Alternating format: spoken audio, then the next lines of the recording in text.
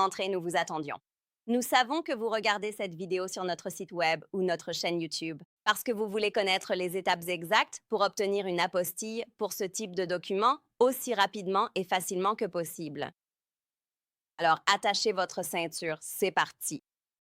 Bonjour, si vous regardez ceci, c'est pour accélérer l'apostille d'un diplôme universitaire jugé non enregistrable auprès du secrétaire d'État du Texas.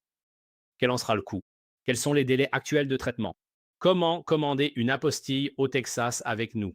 D'abord, les documents non enregistrables par le secrétaire d'État, comme les diplômes, ne s'envoient pas par email ou par fax. Pour l'apostille, sauf exception abordée plus tard, vous devez envoyer ou déposer le diplôme original signé à notre bureau d'Austin, Texas. Deuxièmement, les documents non enregistrables doivent être notariés à l'encre par un notaire du Texas. Utilisez uniquement un notaire du Texas. Vous avez ensuite deux options pour faire signer et notarier vos documents scolaires. L'une se fait par un responsable de l'école et un notaire, l'autre peut se faire par vous-même et un notaire, contournant ainsi complètement l'école. Donc, lorsqu'une entité étrangère ou un pays étranger ou une entité étrangère dans un pays étranger vous demande d'apostiller votre diplôme universitaire, par exemple, si vous allez étudier dans un autre pays ou si vous quand vous décrochez un emploi, ils veulent vérifier votre diplôme, vos qualifications et votre établissement, ce qui sont les deux seules raisons pour lesquelles ils l'exigent. Ce n'est jamais pour se marier dans un autre pays, mais ce sont généralement ces deux raisons. Selon cette entité, il existe deux façons d'obtenir une apostille sur un diplôme universitaire dans l'État du Texas. Il y a donc la méthode facile et puis il y a la méthode difficile. Il y a la méthode rapide, il y a la méthode lente.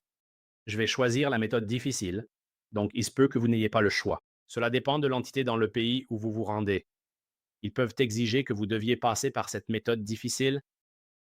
S'ils ne le précisent pas, alors vous pouvez choisir la méthode facile, ce que nous recommandons vivement, car elle comporte 80 d'erreurs en moins. Parce qu'un diplôme universitaire ou tout document scolaire, que ce soit du lycée ou de l'université, comme les diplômes, relevés de notes, dossiers, ce genre de choses, c'est le deuxième type de document le plus souvent rejeté par l'État du Texas selon nos clients. Parce que le notaire fait des erreurs, l'école fait des erreurs tout le temps, tout comme un traducteur, et le notaire fait aussi des erreurs. Donc, il n'y a pas qu'une seule personne, il y en a deux qui peuvent se tromper. Ça arrive tout le temps parce qu'ils ne suivent pas nos instructions. Vous ne leur avez jamais donné cette page, vous ne leur avez jamais donné cette vidéo. Vous ne leur avez pas donné les instructions à suivre et ils font tout de travers. Et ensuite, c'est vous qui allez devoir en payer le prix en perdant du temps. Vous allez devoir nous payer une seconde fois pour recommencer. Donc, il est très important que vous transmettiez ces informations à l'école et ou au notaire, ou si vous comptez le faire vous-même, que vous suiviez exactement ces instructions. Sur votre diplôme universitaire original et uniquement sur l'original, un responsable de l'établissement doit inscrire cette déclaration ou quelque chose de très similaire. Ils doivent indiquer, je certifie que ce diplôme universitaire de inscrivez votre nom, inscrivez le nom de l'étudiant, c'est-à-dire votre nom. Et le document original, authentique, exact, complet et non altéré. Ensuite, ils doivent signer leur nom et indiquer leur fonction. Le secrétaire d'État du Texas veut voir la fonction. Ils doivent identifier le responsable à l'école. Ce sera le registraire, le bureau du registraire, l'administrateur ou le responsable administratif ou équivalent. Le titre importe peu. Ils doivent juste indiquer leur fonction après leur signature. Faites-les signer ici, puis précisez leur titre comme administrateur ou responsable. Assurez-vous qu'ils indiquent bien leur fonction, c'est important. Votre document sera rejeté s'ils font cette erreur. Ils le font tout le temps, juste là où c'est indiqué ici. Lorsqu'il est indiqué d'imprimer le nom de l'étudiant, ils doivent écrire votre nom exactement comme il apparaît sur votre diplôme. Donc, si votre nom sur le diplôme est John D. Doe, ils doivent écrire votre nom comme John D. Doe sur leur déclaration. Si votre nom figure sur votre diplôme comme John Douglas Doe, ils doivent écrire votre nom comme John Douglas Doe. Donc, la façon dont votre nom est imprimé sur votre diplôme est exactement la façon dont le responsable de l'école doit l'écrire ici. Très important. D'accord. Deuxièmement, voici la partie du notaire. Donc, le notaire doit remplir. C'est ce qu'il fait ici. D'accord. C'est explicite. Le notaire du Texas doit signer son nom juste ici. Il doit indiquer le comté où il effectue la notarisation. Donc, si vous avez fréquenté l'école dans les comtés de Travis à Austin, Harris à Houston, Dallas, Tarrant à Fort Worth, Big Sur à San Antonio ou El Paso, vous devez indiquer le comté concerné. Ensuite, il est très important d'inscrire le nom du responsable de l'école sur cette ligne ici, sur la ligne prévue à cet effet. C'est là que ça nous pose problème. On l'a vu de plusieurs façons. Ils se sont trompés. C'est incroyable, l'incompétence des notaires nous sidère vraiment. C'est clairement indiqué ici. Inscrivez le nom du responsable de l'école. Parfois, sur cette ligne, le notaire inscrit son propre nom ou signe à cet endroit par erreur. Nous l'avons vu inscrire votre nom, celui du titulaire du diplôme, au lieu de celui du signataire, alors que c'est tout l'intérêt d'un acte notarié. Le notaire doit voir le responsable de l'école, ou du moins quelqu'un, signer. Le but de l'acte notarié ou de la reconnaissance est simple. Le notaire doit attester l'identité du signataire du document. Ici, c'est un diplôme universitaire. Inscrivez le nom du responsable de l'école qu'ils ont rencontré. Ce n'est pas vous qui signez ceci. Le titulaire ne signe pas ce document. Ils ont fait une erreur ici, où ils font signer le responsable de l'école à cet endroit alors qu'il suffit d'imprimer son nom sans signature. Ou alors, en écriture cursive, ils inscriront le nom du responsable de l'école. Ou, comme je l'ai dit, ils imprimeront votre nom. Donc, ils imprimeront leur nom. Ils feront signer le responsable de l'école, ils imprimeront le nom du notaire, ils le signeront là. Tout cela est faux et votre document sera rejeté si l'une de ces erreurs se produit. Si vous allez à l'école, voici comment il faut faire. La deuxième méthode est plus rapide, plus facile, avec 80% de rejet en moins parce que vous pouvez suivre nos instructions, parce que vous regardez ceci et que vous êtes devant le notaire, donc vous avez plus de contrôle sur la situation et il n'y aura pas d'erreur. Donc, vous faites une photocopie de votre diplôme universitaire. Vous ne pouvez pas nous envoyer par courrier ni nous déposer votre diplôme original. Vous devez faire une photocopie de votre diplôme universitaire. Et ensuite, vous allez agrafer ou attacher cette copie certifiée de David juste ici, ce texte. Et vous allez signer ceci devant un notaire texan. D'accord. Il vous suffit de cliquer sur ce PDF pour télécharger tout ce que vous voyez. Montagne, il ne vous reste plus qu'à imprimer ce PDF. Et ensuite, vous allez le faire examiner par un notaire. Très facile, très rapide. Vous n'avez pas à attendre des semaines avant qu'une école ne s'en occupe vraiment. Croyez-moi, cela peut parfois durer des mois à cause de leurs erreurs. Ils le perdent, ils ne le font pas. Vous voulez garder le contrôle sur ce processus autant que possible. D'accord? Vous allez écrire votre nom ici. Écrivez le nom du titulaire. Comme indiqué, écrivez votre nom tel qu'il figure sur votre diplôme. Qu'il s'agisse de votre nom complet, d'un deuxième prénom ou d'initiales, recopiez-le à l'identique. Signez ensuite en tant que titulaire du document. Puis le notaire va écrire votre nom juste ici, sur la ligne prévue à cet effet. Ils doivent écrire à nouveau votre nom. Le notaire ne met pas son nom ici. Ils font souvent cette erreur. Le notaire ne vous fait pas signer ici. Il écrit votre nom à cet endroit, puis il signe juste là.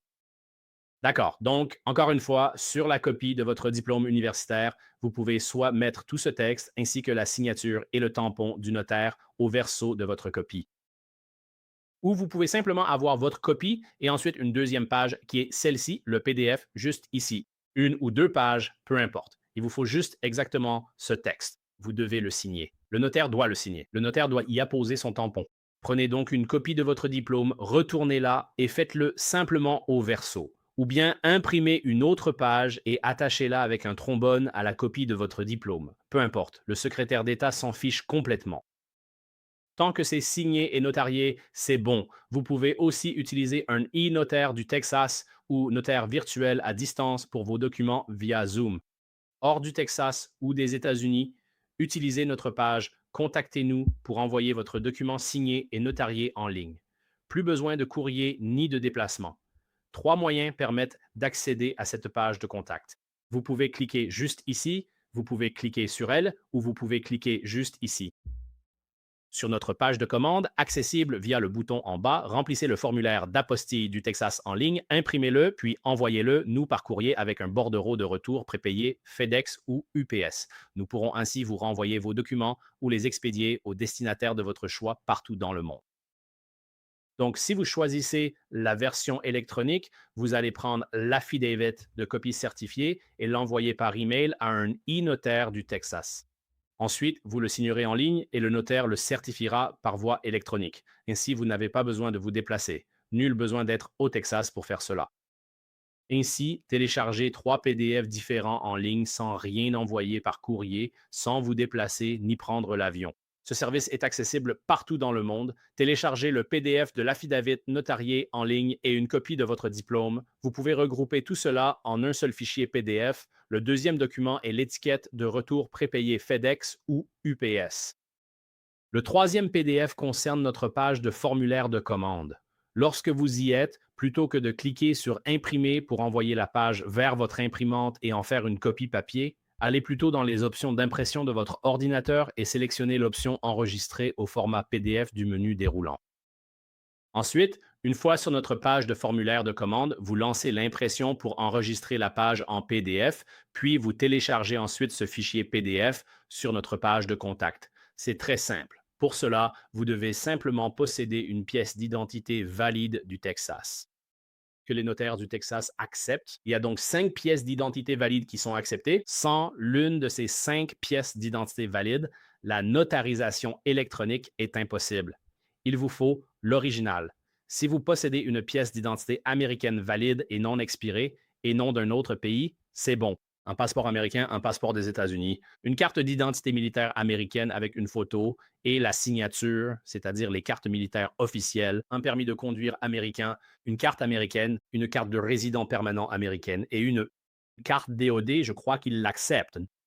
Et cela doit comporter une photo. Votre photo doit y figurer et vous devez la signer. Au Texas, il faut toujours qu'il y ait une photo de vous et vous devez signer votre nom comme sur un permis de conduire ou un passeport. Signez sur l'une de ces 5 pièces d'identité avec signature. Sans cela, vous ne le pouvez pas. L'électronique est impossible car, selon la loi du Texas, rien n'est notariable. Vous devrez passer par l'école et un de ses responsables. L'étape 2 concerne les instructions d'expédition. C'est l'étape 2. Je vais expliquer comment vous allez envoyer les documents et comment nous allons vous les renvoyer. Donc l'expédition aller-retour, la création des étiquettes d'expédition et ce que vous devez faire. Donc, selon que vous obtenez des documents au niveau de l'État, fédéral ou de l'ambassade, ou éventuellement les trois. Pour un pays non signataire de la Convention de la Haye, vous devez passer par la légalisation de documents. S'il s'agit d'un acte de naissance pour le Vietnam ou la Thaïlande, il doit être légalisé par l'État du Texas, le département d'État américain, puis l'ambassade du pays. Le département d'État américain, puis l'ambassade de ce pays. Et c'est la troisième étape. Je vais donc vous expliquer tout cela concernant la façon dont vous devez effectuer l'expédition. Pour nous envoyer vos documents, il n'y aura généralement que 2 façons. La première, qui est la plus simple, c'est ce qu'on recommande à 99% des gens. Envoyez vos documents en express ou par courrier à notre adresse d'Austin indiquée sur le bon de commande et les instructions. Si vous habitez la région, vous pouvez aussi les déposer sur place. Il ne s'agit pas de la procédure traitée à l'étape 3, ni du dépôt par courrier ou direct. Ce n'est pas un service sans rendez-vous.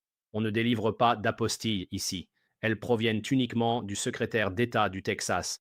Au département d'État, en ambassade ou consulat étranger, nous traitons toutes les légalisations depuis notre bureau de Washington. Dans les ambassades situées à Washington, D.C., où se trouve la quasi-totalité des ambassades du monde, je vais donc vous expliquer ce qu'il faut faire. Si vous nous envoyez vos documents par courrier, s'il vous plaît, n'utilisez pas la poste des États-Unis. Ils perdent sans cesse des documents et des milliards chaque année. Ce n'est pas pour rien. Ils sont incompétents. Ils ne sont pas fiables. Ne les utilisez pas. N'envoyez pas vos documents par courrier et ne nous demandez pas non plus de vous les renvoyer, car en général, le suivi est catastrophique. Nous recommandons FedEx ou UPS, mais en Europe, en Amérique du Sud ou en Amérique centrale, je sais que là-bas, c'est surtout DHL. Mais encore une fois, le plus fiable est qui? Nous recommandons FedEx et nous expédions avec eux chaque jour. Nous envoyons jusqu'à 10 000 documents et nous avons des clients sur 6 continents. Il ne nous manque que l'Antarctique. Ils sont de loin les plus fiables si vous ne voulez pas que vos documents soient endommagés ou perdus. Ils sont les plus fiables et aussi les moins chers si vous envoyez des documents aux États-Unis. De loin. Et je vais vous donner un exemple. Nous expédions à notre bureau de Washington, D.C., depuis Austin, Texas. C'est en plein centre du Texas, aussi loin que possible, à travers tout le pays, jusqu'à l'océan Atlantique, à Washington, D.C. Cela nous coûte 10 $ et 95 cents pour envoyer des documents en 2 jours par FedEx à notre bureau de D.C. Bureau. Si nous utilisons UPS, pour le même délai, c'est plus de 40 $. Si nous utilisons la poste, c'est plus de 20 $. C'est environ 23 $. C'est plus du double. Donc, si vous envoyez des documents, FedEx est bien moins cher qu'UPS ou La Poste d'ailleurs. Si vous le faites rapidement en une nuit ou 2 jours, la plupart des gens ne réalisent pas que c'est seulement si vous utilisez l'option FedEx One. Et notre vidéo sur nos pages d'expédition va expliquer cela. Je vais expliquer cela. Voici donc les liens sur lesquels vous allez cliquer. Il s'agira donc d'une longue vidéo de 15 ou 20 minutes. Elle montre ce que FedEx ou UPS ne font pas sur leur site web. Voici des captures d'écran. Cette vidéo vous montre comment créer une étiquette de retour prépayée sur fedex.com ou ups.com depuis n'importe où dans le monde. Allez simplement en ligne pour créer votre étiquette d'expédition prépayée, imprimez-la ensuite pour nous l'envoyer par courrier ou vous pouvez la télécharger et nous envoyer le PDF uniquement en PDF. Vous ne pouvez pas nous donner d'étiquette d'expédition dans un document Word, un GIF ou un JPEG. Il vous faut le PDF original fourni par UPS et FedEx à sa création. Cliquez sur ces liens ici et vous verrez. Ils vous montreront une vidéo et des captures d'écran pour expliquer comment faire cela partout où vous êtes. D'accord. Et puis, si vous expédiez à l'international, vous devez remplir ce qu'on appelle généralement une facture douanière ou un reçu de douane que vous devez compléter. Vous cliquez sur ceux-ci, celui-ci pour FedEx et celui-là pour UPS. Et nous avons déjà un modèle pré-rempli pour vous, il vous suffit de le compléter. Ensuite, signer et indiquer la date, c'est tout. Selon le pays, ce n'est pas nécessaire, mais nous le faisons toujours par précaution.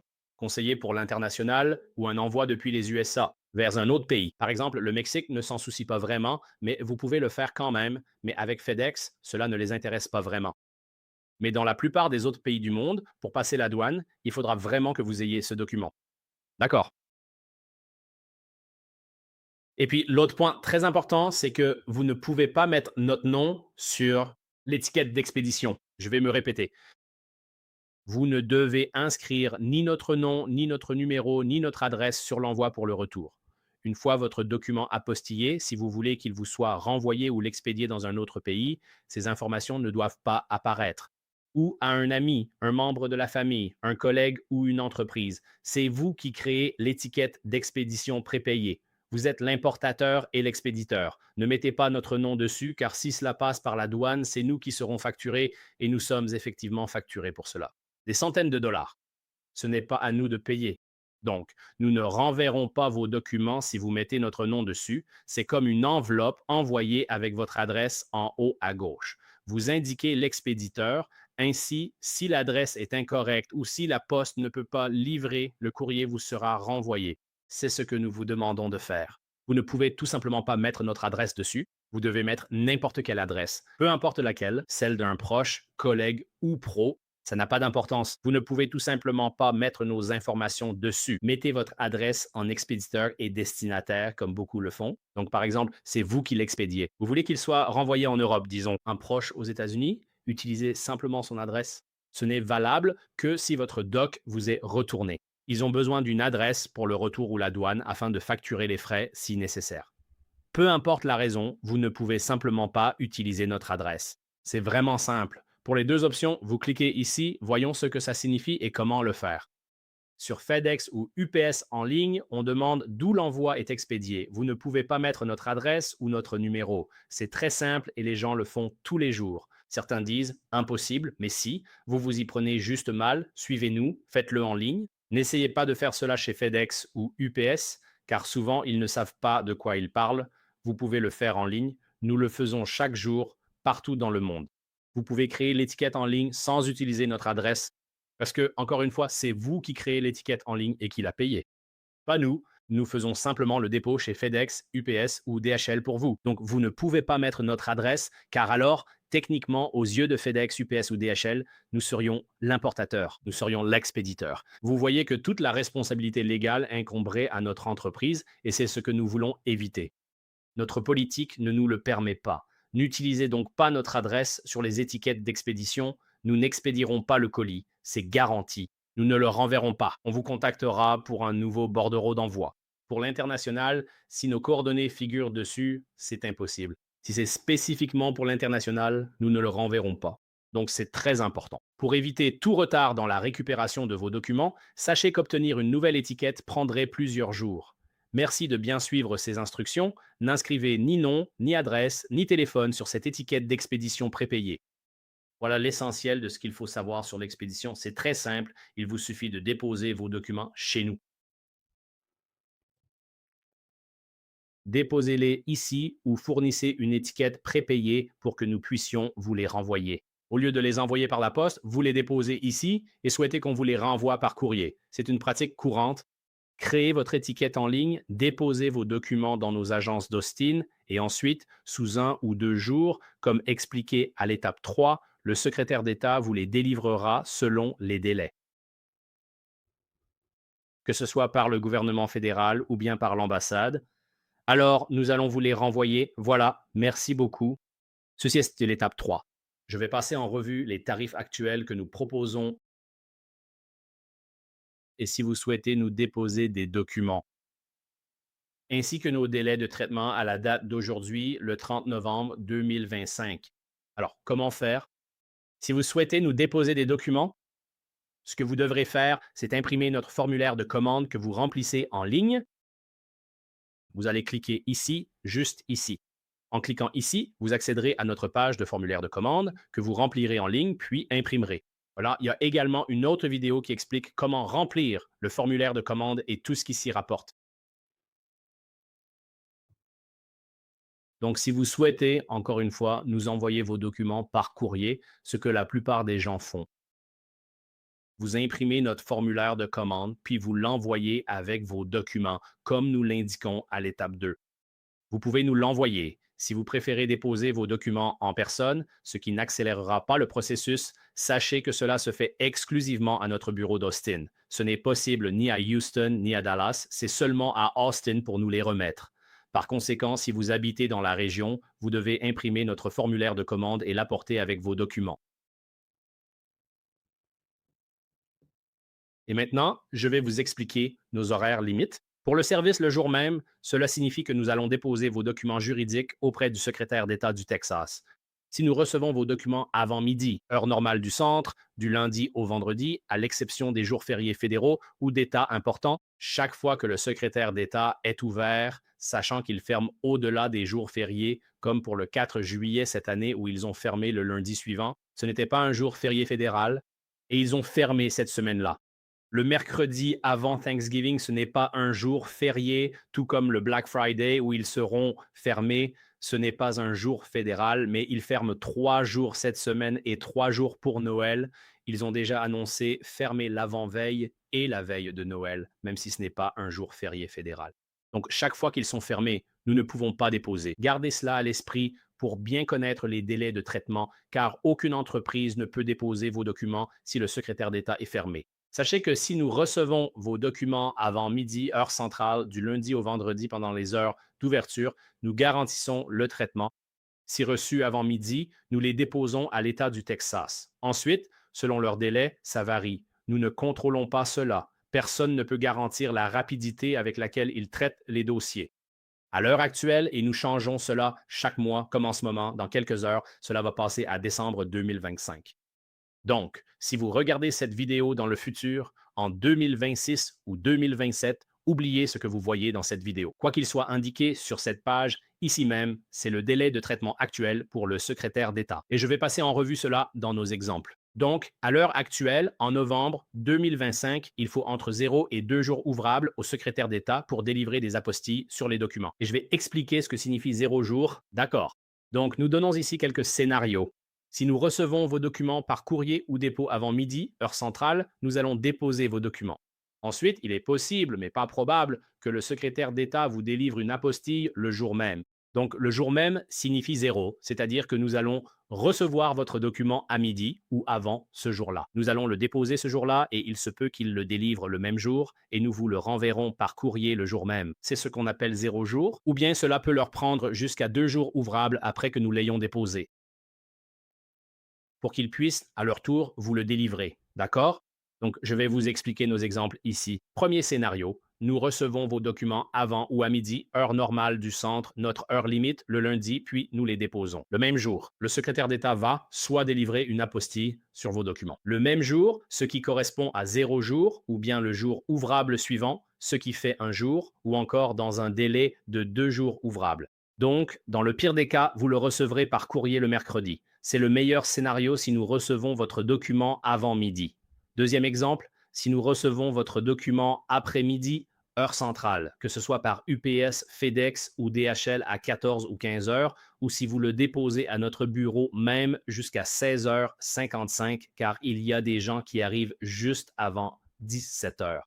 Si vous le déposez ce même lundi, nous ne pourrons le déposer que le jour suivant. Nous procéderons à son dépôt le jour ouvrable suivant. Ensuite, il pourrait l'émettre le jour même. C'est possible. Ou alors le jour suivant, soit 1 ou 2 jours ouvrables. Dans le pire des cas, nous pourrons le récupérer et vous le renvoyer par courrier ce jeudi-là. Dans les deux scénarios, si on reçoit votre document le lundi, il sera prêt le mercredi ou le jeudi. À moins d'un imprévu majeur comme une invasion extraterrestre, si vous l'envoyez lundi, il vous sera renvoyé par courrier le jeudi au plus tard. Au mieux, il peut même repartir dès le lundi. C'était donc un petit récapitulatif pour vous. Et je ne peux pas trop insister. Venir à notre bureau d'Austin pour déposer vos documents plutôt que par courrier n'accélère pas le traitement. Qu'ils arrivent en dépôt ou par courrier, avant ou après midi, le délai reste le même. Beaucoup ne lisent pas notre site, ne nous contactent pas et viennent pensant que c'est fait le jour même. C'est impossible car cela dépend du secrétaire d'État, c'est sa décision. Il décide s'il le délivre le jour même ou sous 2 jours. Hors de la région d'Austin, cela n'accélérera pas le processus. Envoyez-nous vos documents en livraison express comme indiqué à l'étape 2 sur la procédure, d'accord? Et ces tarifs sont ceux d'aujourd'hui. Ils pourraient en changer entre 2026 et 2028, quelle que soit la date. Ne vous fiez pas à cette vidéo, mais plutôt à ce qui est indiqué ici. Peu importe ce qui est écrit, ce qui est indiqué ici est le tarif en vigueur. Alors, pour le premier document, pour faire apostiller un document auprès du secrétaire d'État, c'est 95 $ et cela inclut tous les frais de dépôt. Donc, vous ne nous envoyez pas de chèque de mandat ou de chèque de banque. Vous ne nous envoyez pas d'argent pour les frais de dépôt de l'État. Et vous ne faites pas la paperasse, vous ne nous envoyez pas le formulaire de l'État. Nous avons nos propres formulaires et nous payons les frais de dépôt. 95, c'est tout, pas de taxes. C'est 95 $ net. Et pour plusieurs documents, une réduction s'applique. Voici un tableau simple. Pour un document, c'est 95. Pour deux, il faut des apostilles. À faire en même temps, c'est 170, 3, 245 $, etc., soit les tarifs actuels. C'est tout. Tout document en plus coûte 75 $ l'unité.